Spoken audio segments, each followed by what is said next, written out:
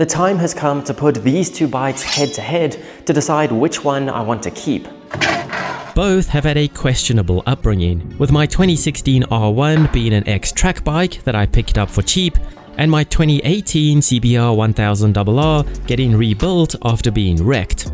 I didn't wreck it, it wasn't me. I just want that on the record. So today we're going to score them on their looks, sound, technology, build quality, price, and of course how they ride, to determine once and for all which one will find a spot in my garage and which will find a spot on Facebook Marketplace. Right, so Insta360 have sponsored this video, and I quite literally wouldn't have been able to make the video without their cameras. Any third-person view shots of the bikes in this video that look straight out of a video game like this are filmed with their X4 360 camera, and I love it because I can see what my bike looks like rolling down the road. And any POV shots like this were filmed on their Ace Pro 2 regular action camera that has a cool wind muff to get rid of wind noise so you can hear your bike's engine better. Which is very important.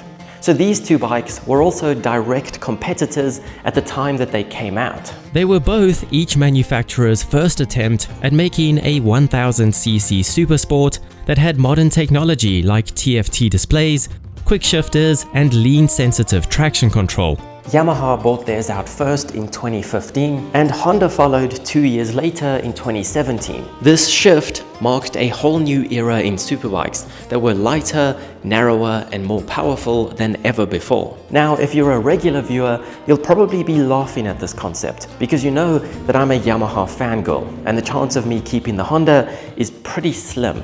But I do want to give it a fair chance because both of these bikes are incredible. Let's start with build quality, shall we? Because this was probably the most surprising difference I found between these two bikes. Build quality might not be the best description. Perhaps something like build philosophy makes more sense.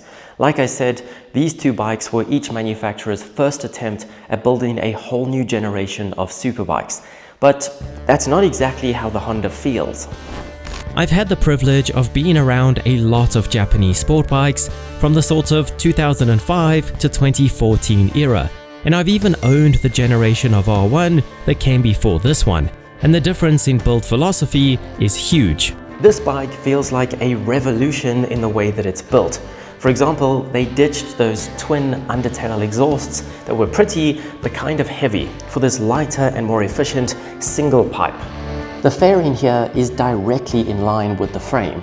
Usually the fairing is attached to the frame, adding extra width, but not here. It also came standard with steel braided brake lines compared to the previous generation that came with rubber lines, like the Honda. And the whole front end already looks like a race bike. The headlights are so insignificant in its front profile, as though the intention was to make it super easy to strip into a race bike. Those are just a few of the ways that the R1 feels like a huge leap forward from the previous generation. Working on the Honda, on the other hand, feels like they just took the previous generation blade and gave it some fresh new looks, a TFT display, a quick shifter, and some rider aids, and called it a day. Obviously, there is a lot more to it than that, but it feels less like a revolution and more like evolution. For example, when I was cleaning the CBR's headers, they look like they have less R&D and are made in a cheaper way than the R1's headers. And that is my point. Even the R1's headers feel like they have had more effort put into them than the previous generation, unlike the Honda. But of course, even as a Yamaha fan, I would still argue that the previous generation Honda was probably a more advanced bike than the previous R1 was. So it didn't require as much tinkering to make it a better race bike, but interesting nevertheless. So that gives the R1 an early lead. I have been itching to make this video because some of my favorite videos on YouTube are those ones where they put every superbike for a specific year head to head to figure out which one is the best. Riding every manufacturer's superbike before buying one is a luxury hardly any of us get. And watching these shootouts is the closest I've ever gotten. I always imagine what it would be like to ride every bike back to back. That would be the only way to get a clear idea of the differences between bikes that are ultimately so similar. So this has been my chance to do exactly that, except with 2 bikes instead of like 7. But a good start and something I've never gotten to do before. Now for some rapid fire categories. In 2015, the R1 launched at $16,490, and 2 years later, the Honda launched at a surprisingly reasonable $16,800. Given the 2-year age gap and minimal price difference, I think they each deserve a point. However, it's a very different story all these years later. I've actually spent more on the R1 to get it to this point at just over $10,000, whereas I've spent $1,000 less on the Honda. But they're still around $6,000 cheaper than when they launched, which I think should be a point for me. As for specs, the R1 makes a claimed 200 horsepower at the crank, while the Honda makes a measly 188 horsepower at the crank. And I regret to inform you that you can indeed feel those extra horsies. But everyone knows torque is more fun, and not only does the Honda produce a whole 1.6 Newton meters more, but it does so 500 RPM earlier. But I regret to inform you that you cannot feel the difference here. Obviously, it's 1 Newton meter, but a win is a win. The Honda also ekes out the R1 when it comes to weight at a whole 3 kilograms less. So I guess that means it has less body fat percentage. But I am still adamant that the R1 has more muscle mass, if you know what I mean. Now let's head to a more biased test, because the Honda seems to be leading.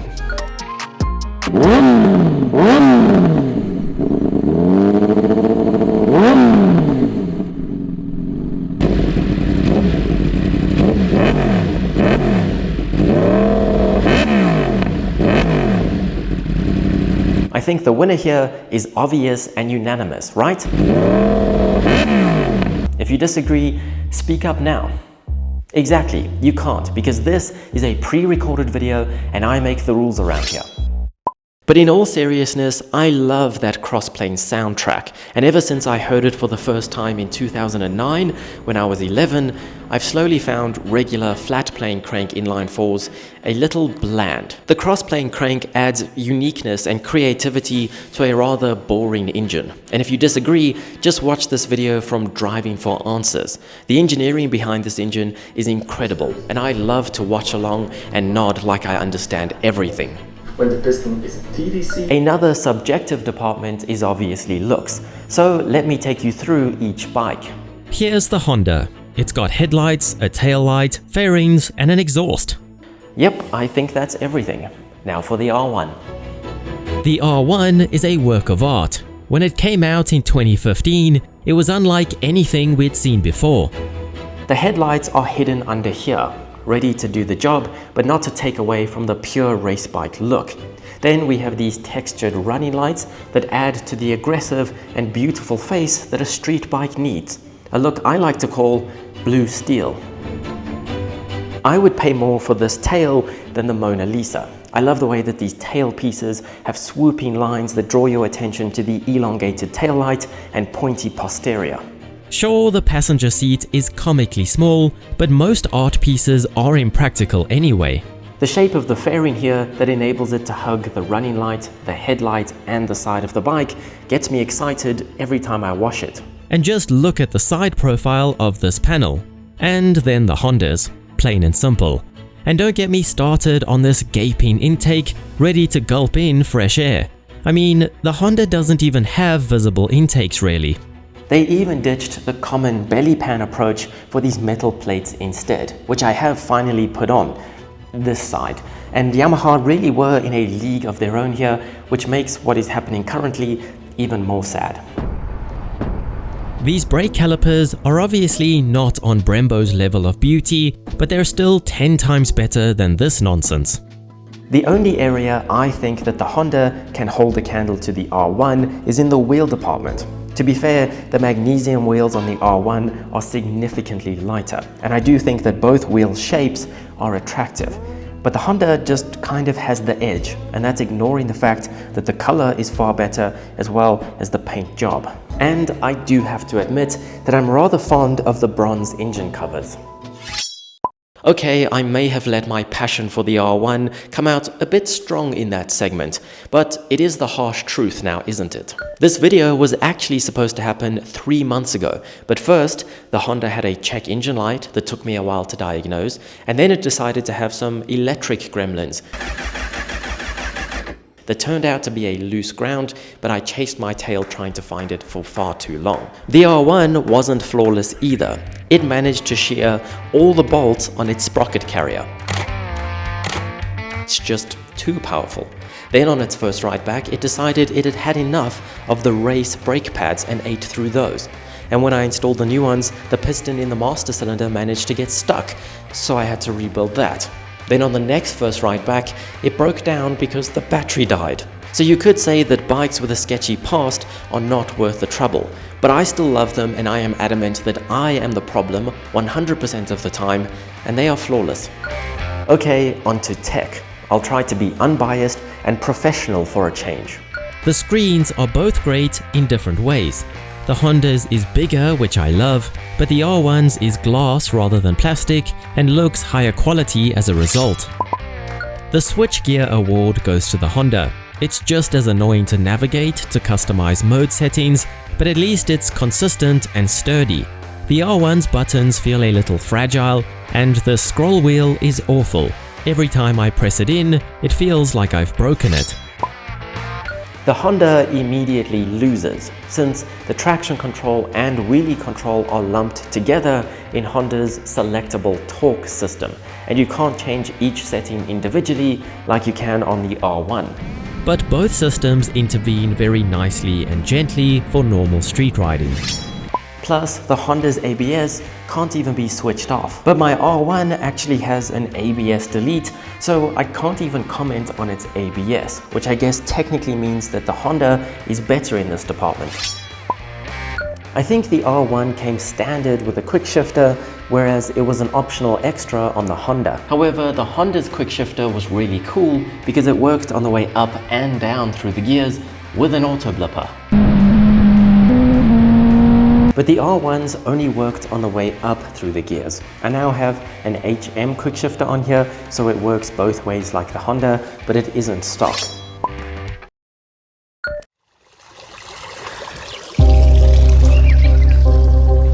So I've officially had enough time on the Honda and taken it on all my normal rides to get a good idea of how it compares to the R1. And obviously I captured Insta360 footage of both bikes along the way.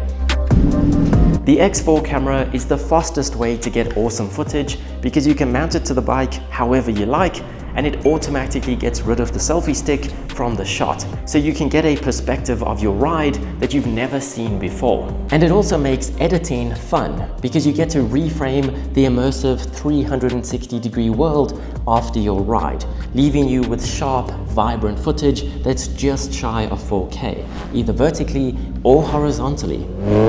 They have quickly become the best way to film bike rides, and you can't even scroll Instagram without seeing footage from these cameras everywhere. As for the bikes, I think we have to appreciate how brilliant it is that both of these bikes exist, and how different such similar bikes can be. Think about it. They both have twin spar frames. They both have inline 4-cylinder engines. They're both made in Japan at a similar price point, and they both have rider rates. And yet, they're very different to ride. Both are exceptional, but in very different ways. Now, this isn't a very fair comparison because the Honda is completely stock except for the fake SC Project exhaust that I have nightmares about. Whereas the R1, on the other hand, has a real SC Project exhaust, but turbo front suspension, that HM quick shifter, and it's been tuned and geared for the racetrack, so it's brutal to ride. But I want to compare these two bikes to each other, not their stock versions, so bear with me. When you hop on each bike, you get a slightly different feeling. The Honda is a great mix between sporty but comfortable, and is the better option for general street riding, especially with its wide handlebars that I would love to see on the R1. The Yamaha makes you feel like a fighter jet pilot because of its racy and leaned over position, but that does make it harder to glance over your shoulder and harder on your wrists too. But with that said, the Yamaha is far easier and more intuitive to squeeze with your knees. I've fallen in love with suspension on the firmer side of things thanks to my R1. It's not great for all types of riding, but when you hop on a bike after that with softer suspension, you miss the extra feedback that firm suspension gives you.